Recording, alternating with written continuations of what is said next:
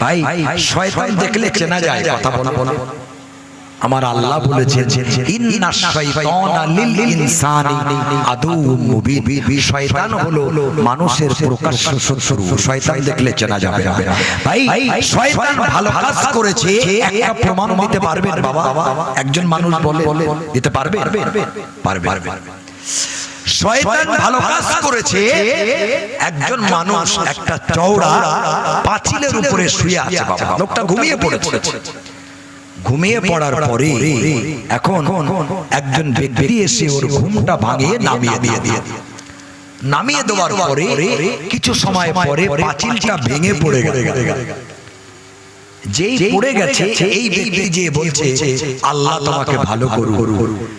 ভাই আমি কিন্তু শয়তান, তুমি আমার জন্য দোয়া করছো। বলে শয়তানটা তুমি আমাকে ভালো কাজ করলে আমাকে বাঁচালে কেন? তা বলছি আমি ছিলাম ফারিস্তাদের শিক্ষক, মুআল্লিমাতুল মালায়েকা। আমার মতো জ্ঞানী কেউ ছিল না। আমার জমিনে এমন কোনো জায়গা নেই যেখানে আমার সিজদা দিতে বাকি ছিল। আমি আল্লাহর কথা অমান্য করেছি, আমি আজাজিল ইবলিস শয়তান হয়ে গেছি।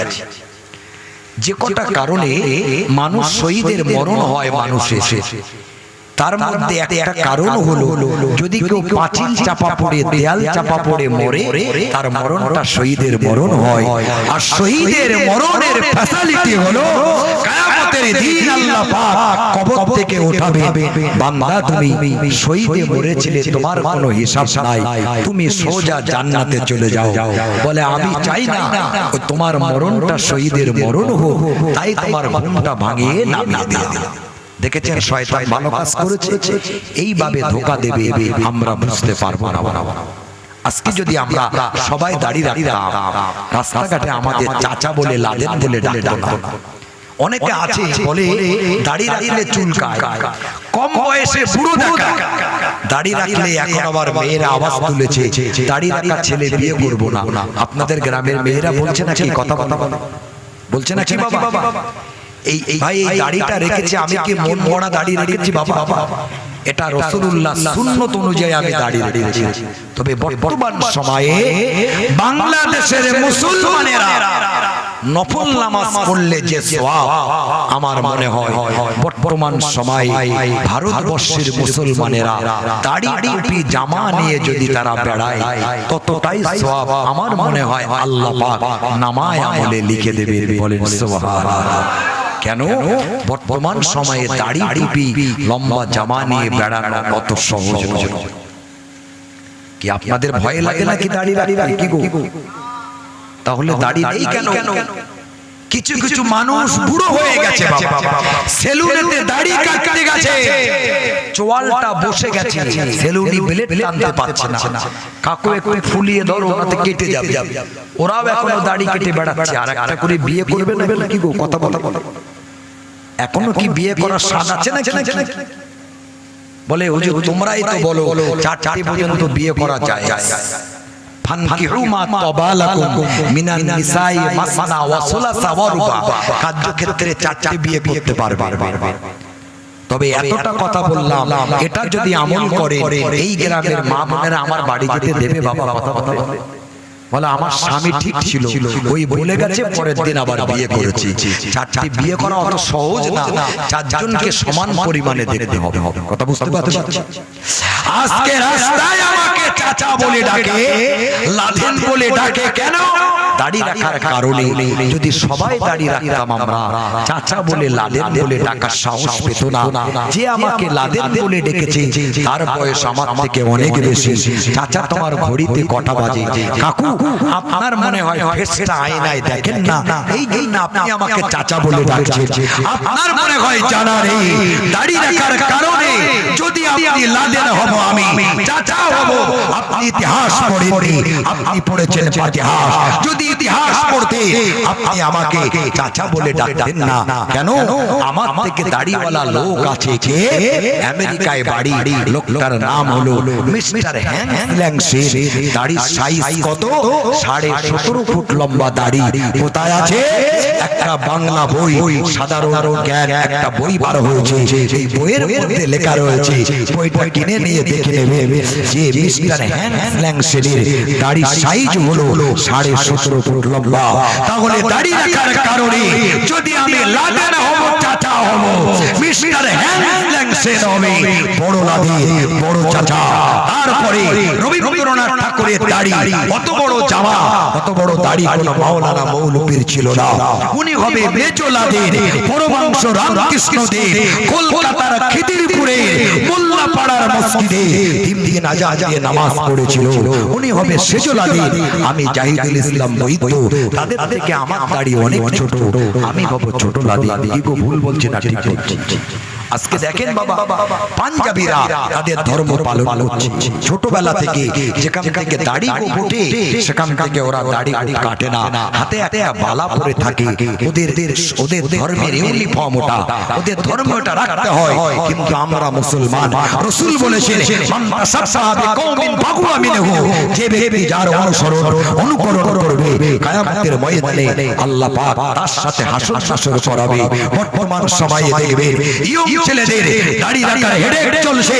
অনেক আপনারা মনে করেছে আমার ছেলে মনে হয় তাহাজ্জুদ নামাজও কাজা করছে না। বাবা, এটা ভুল ধারণা। এটা যেন কোনো গার্জিয়ান ভাববেন না এই দাড়িগুলো ইসলাম শরীয়তের দাড়ি না। এই দাড়িগুলো কোনো খেলার প্লেয়ার নাই, কোনো সিনেমার নায়কের দাড়িটা অনুকরণ করে বাড়িতে এসেছে। বাবা, এখন চুল কাটার স্টাইল দেখলে আপনার অসহ্য লাগবে। আমার ভাইরা কাটতে কাটতে একেবারে টিকরে দুটুসকানি চুল রেখেছে, এটাই নাকি তাদের ফ্যাশন। আমি তো অবাক হয়ে যাচ্ছি। 3 রকম ভাবে চুল রাখেন, একেবারে নেড়া, একদম ছোট আর বাবলি চুল। আমার নবী পাক 3 তরিকায় চুল রাখলেন। মুসলমান এখন আমরা অনুকরণ করছি কোন ভালো একজন সেলিব্রিটি নায়ক কিংবা খেলার খেলোয়াড়ের চুল কাটতে কাটতে একেবারে টিকরেই।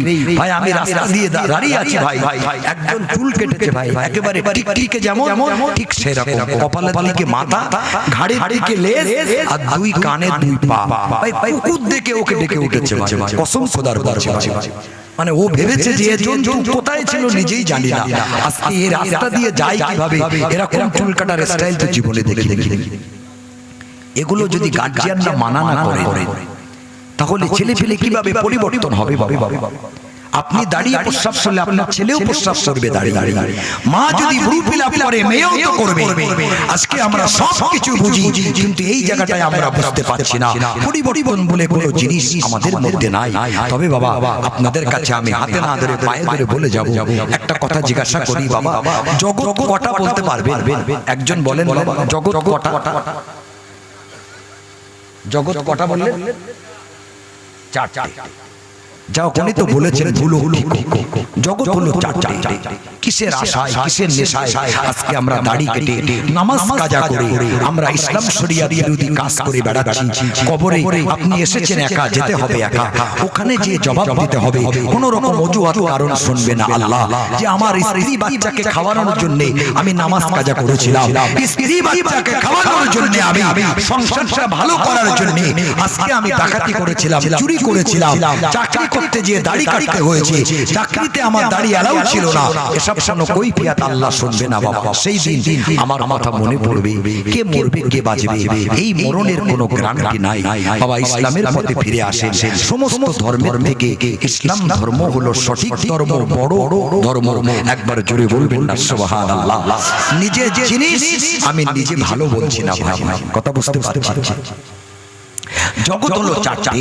একটা হলো আলেমে আরওয়াহ, রূহের জগৎ, আর একটা হলো আলেমে বারজাখ, কবরের জগৎ, আর একটা হলো আলেমে দুনিয়া, দুনিয়ার জগৎ, আর একটা হলো আলেমে আখিরাত, আখিরাতের জগৎ। বাবা, সব থেকে 4টে জগতের মধ্যে সব থেকে কম টাইম কোথায় থাকবে? কথা বলে দুনিয়াতে, আলেমে দুনিয়া। তাহলে যখন এনআরসি আওয়াজ উঠেছিল যে 71 সালের দলিল না দেখাতে পারলে আই কার্ডে যদি ভুল থাকে বাপের নাম বা নিজের নাম পাছায় লাথি মেরে বাংলাদেশ তাড়াবো, কে বলেছিল? দিলীপ ঘোষ। এখন তারা দেখা যায় কোথায় গেছে আল্লাহই ভালো জানেন।